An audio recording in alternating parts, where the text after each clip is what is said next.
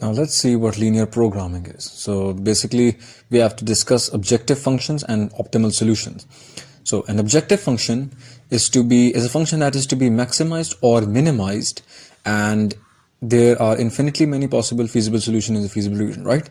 So we need to see which solutions in the feasible region will basically maximize or minimize an objective function. An objective function can be any function, right? Any function, but it needs to be maximized or minimized. So it needs what values from the feasible solutions will basically give the objective function a maximum value or a minimum value, right?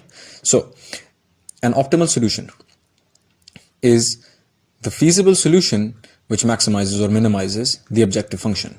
Okay, the optimal solution basically gives you the maximized or minimized value of the objective function.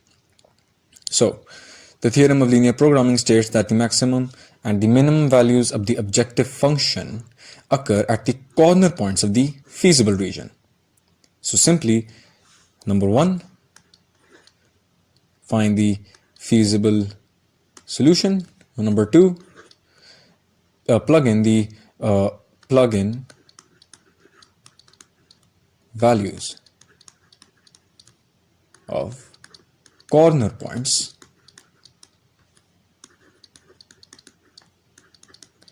in the objective function, and that will give you the optimal solution.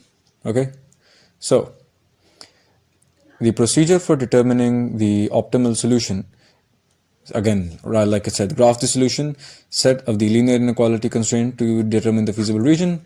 2 is to find the corner points of the feasible region, and the third is to evaluate the objective function at the corner point to find the optimal solution, which is maximized or minimized.